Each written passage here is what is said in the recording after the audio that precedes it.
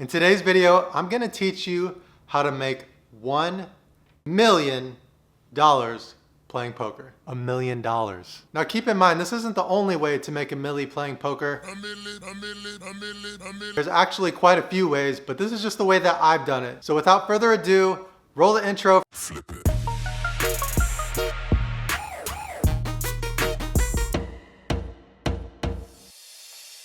I want to give a quick shout out to Troy Boy, who allowed me to use his music in the opening. If you guys haven't heard of him, you should check him out. He's definitely my vibe. He makes some sick music. What really got me thinking about this subject on how much money you can actually make playing mid-stakes poker, I stumbled across a picture of me playing poker at the PCA in the Bahamas from 2010.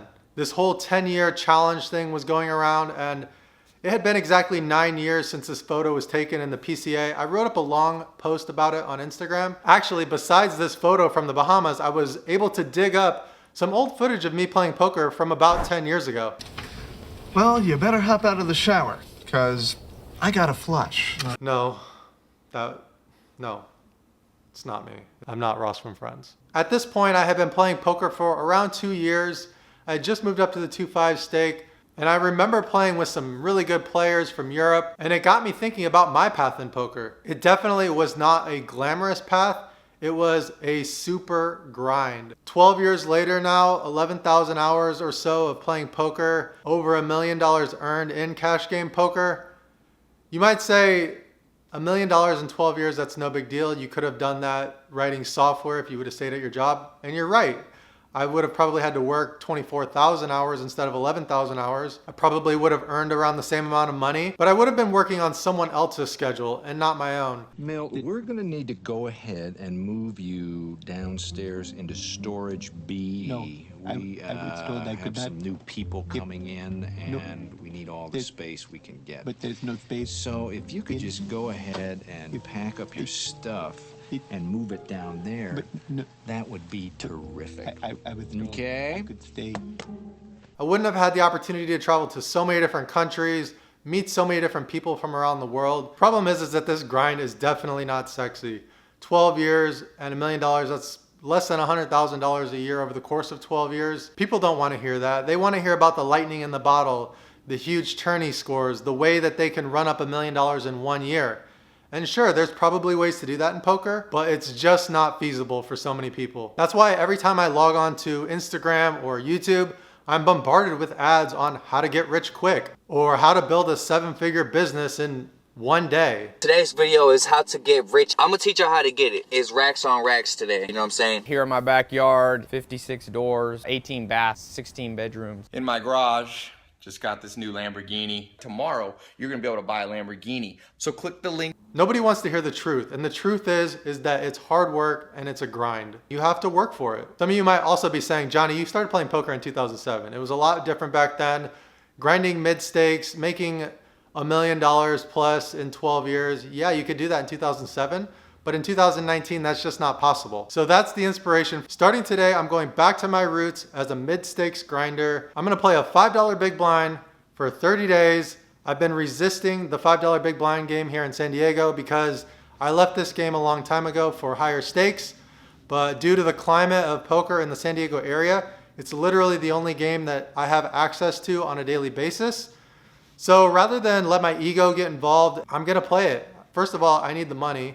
And second of all, I wanna prove to everyone that you can still grind out a nice living at a $5 big blind stake. The other thing that I love about this is that a $5 big blind is available in pretty much every proximity of the United States. Even overseas, you're definitely gonna have access to a game in this level. So I think it's gonna be a really accurate representation of how much you can actually make playing this game. But you might say that 30 days is not enough time to actually get an accurate representation because of variance and whatnot. But I actually think that that's one of the biggest misconceptions in live cash game poker is that there's quote unquote a lot of variance. There isn't. There's not a ton of variance in mid-stakes poker. It's something that online players usually say because in general, there is a lot of variance in online poker play. But because the edges are so big in live play and people play so poorly, I think that you can overcome a lot of the variance and you can actually adjust your style of play based on the other players at the table to limit your variance. So I think it's borderline impossible for me to lose money over the course of 30 days. Worst case scenario is that I would break even over 30 days, but I will go out on a limb and say there's no possible way that I could lose money. Based on previous experience, how much I win is definitely going to fluctuate. It could be as little as nothing to as much as $150 an hour. It's just hard to know. It's going to be somewhere in that range, likely in the $40 to $70 range. So over the next 4 videos or so, I'm going to be grinding hard, playing almost every single day. I'm gonna call this mini series Embrace the Grind. I'm excited to get started on this grind. So I'm gonna get to it. Today is session number 1, Monday, January 21st, 2019. Let's get it.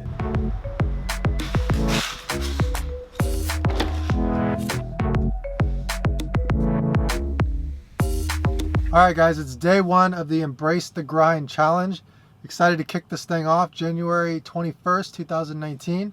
I'm en route to 7 Mile Casino. Gonna play some 5-5 no limit, $1,000 buy-in. It's my home casino. It actually happens to be the largest game that we have available to us consistently in the downtown San Diego area. It's actually located in Chula Vista, about 12-minute drive from my house. Also want to set a goal. So I think that my goal for the 30-day period is going to be 150 hours played. And that is much more than I usually play. So let's get to it. It's coming up on 5 o'clock in San Diego. As you can see, I'm en route.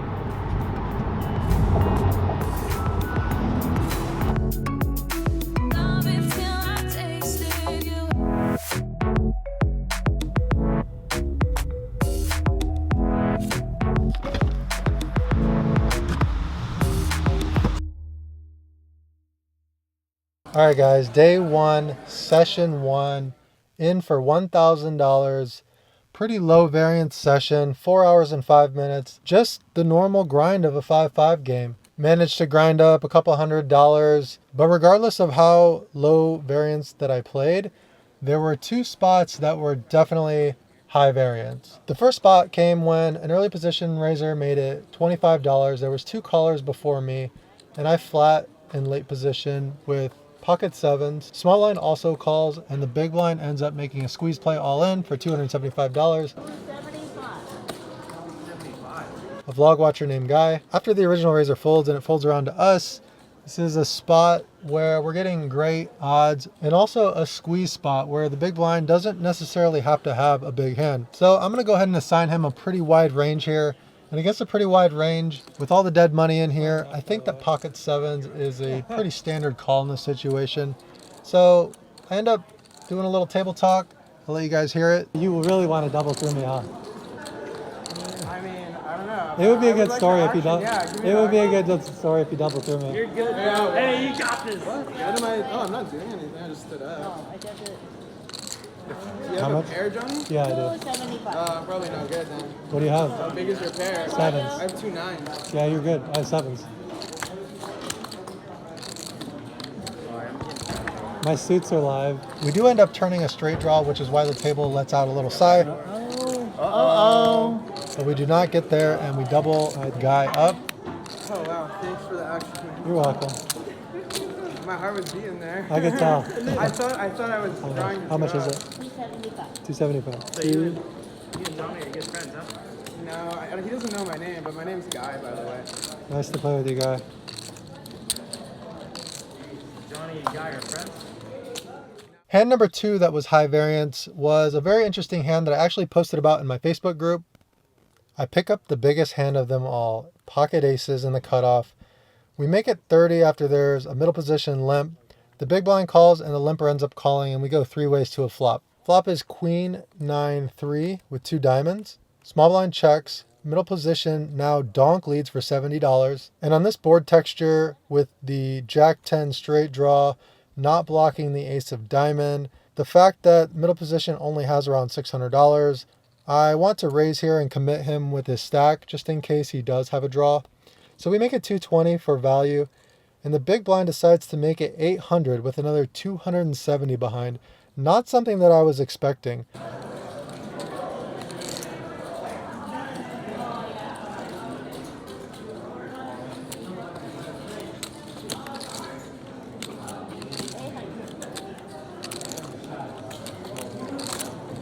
After the middle position player folds, we are in a bit of a tough spot here. Basically, we have to decide if we want to go with it for $1,100 in a single raise pot with pocket aces. The big blind is a solid semi-pro, is definitely capable of making moves, and in spots like these where it's going to be really close, we're going to have to rely on some theory to help us navigate this spot. And given that we do not block the nut flush draw, because the spot is so close, I decided that I had to go with it because there were too many draws that he could have. There it is. And big blind makes a snap call. What you got? I got a pair of the nut flush draw. Oh shit. No. Just the nut flush draw. Yeah. Yeah. Nice hand, Joey. That's it. Oh. That's it. Nice hand. Nice hand. Wow. No diamond. You said you had a pair with the nut flush, right? I thought I had ace 3 of diamonds and I checked and I had ace 5 of diamonds.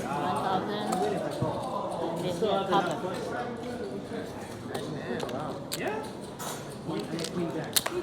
Lock it. And we end up holding for a really nice pot, which made all the difference in this session. We ended up booking a win for $11.75 on our first session of the grind.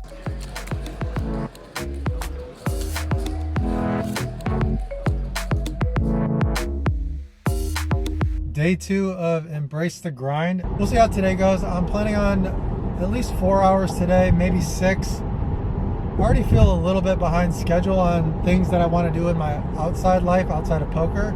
So if the game isn't good, I might leave after 4 hours or so. Play it by ear. But day 2, let's go. About 2 minutes away from 7 Mile. Alright, I know the only hand that I shared from the last session was pocket aces, but pocket aces tends to be a big hand that's going to make or break our sessions, and it was no different today.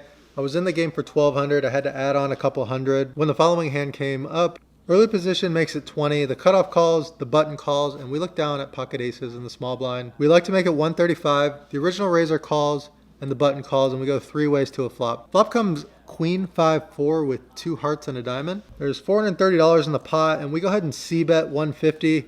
Given that we have the ace of hearts in our hand, I'm not overly concerned about charging heart draws since we do block the best one. The majority of people's continuing range in this spot is going to be pocket pairs or possibly a queen, some 6-7s mixed in and some flush draws mixed in. So we go ahead and size for a 150, a little on the small size, but I want to get action from all of those hands. Early position player calls, and the button now jams for 1,030 total. Button's a semi-pro, definitely a capable player. Pretty similar spot to yesterday where we have some money in the middle and it's an all-in on the flop. The caveat is today we actually do block the nut flush draw. So that removes a combination of draw that he would likely have in this spot to be moving all in. The other thing that's important to note is that the queen is also a heart, meaning that he can't have top pair and a flush draw.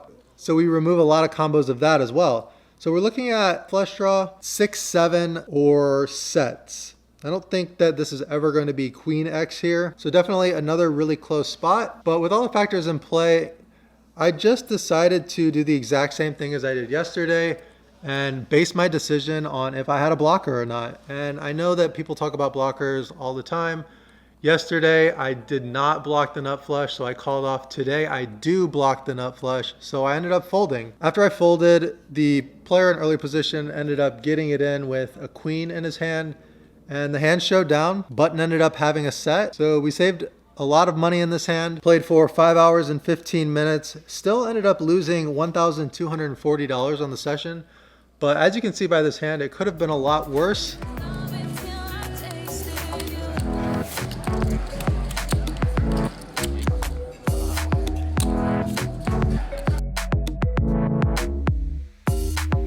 Alright guys, so here's the deal.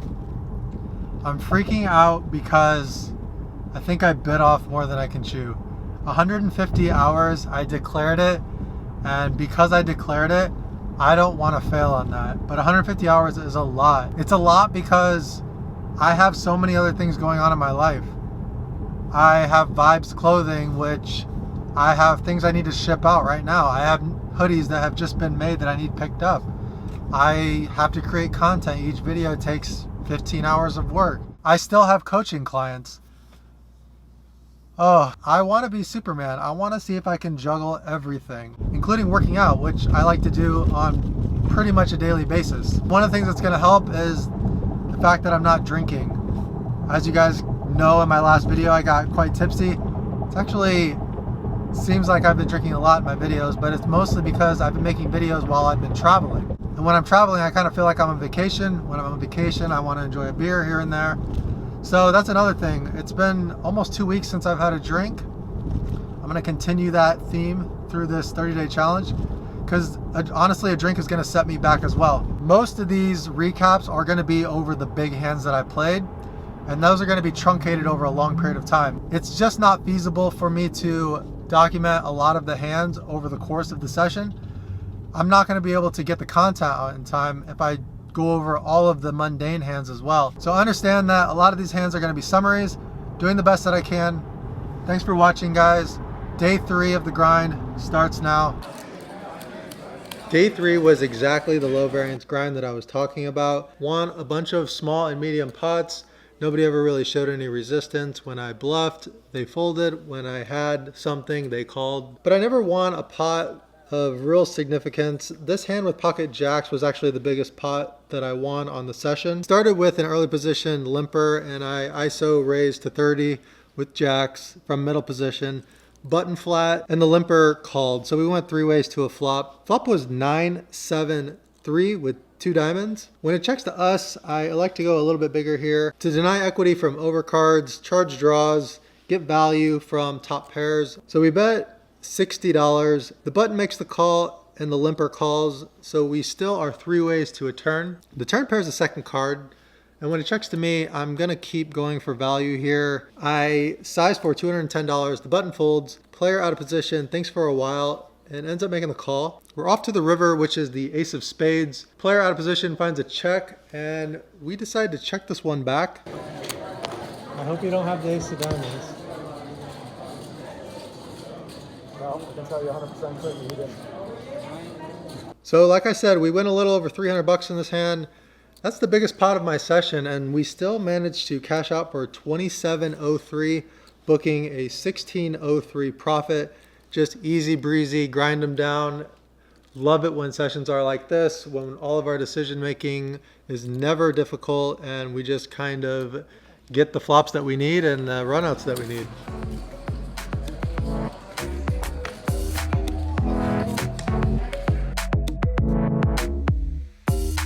Day 4, sitting here at 7 Mile waiting for a seat. I'm second up in the 5-5. It's about 6:30 p.m. Today's been very interesting to say the least. I started recording the intro for today's session at my house this morning. I had a lot of things to do, a lot of running around to do. And I set aside a couple hours to talk through the hand histories from day 1, 2, and 3. I had a lot of them recorded in my phone, in my notes in my phone. I had just started recording and I pulled up the notes on my phone. And as you can see, I look up and I start reading the first hand history. And then I put the phone down to continue the hand history. And when I pull the phone back up, the hand history is gone. I was like, where did it go?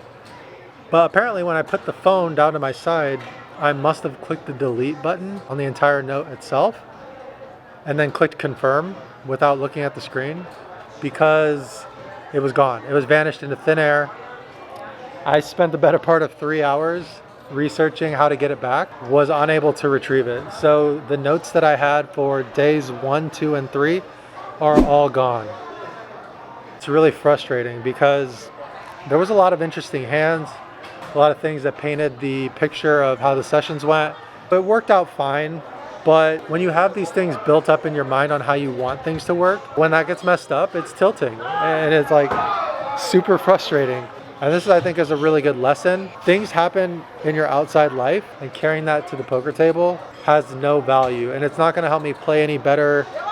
So what I have to do is I have to forget about it and approach this day 4 session with a fresh mind and know that the story that I'm going to tell in this vlog, while it is a little bit incomplete on the story that I wanted to tell, I'm still going to do a great job. But inside, I want to be tilted. Actually, come to think of it, here's another secret weapon that I have in my tool bag.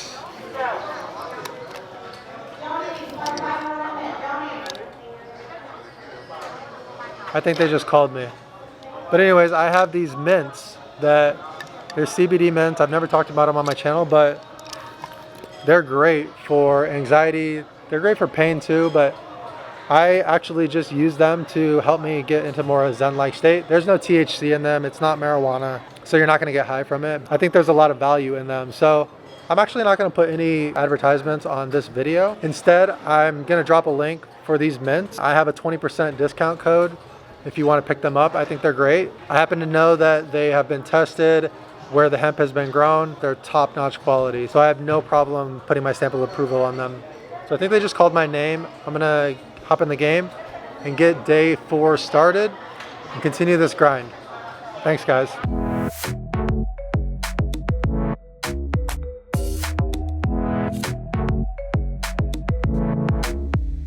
I got absolutely annihilated. I feel like I have to record this right now while it's fresh. The moment you think you have it all figured out, it's pain. Tonight was brutal.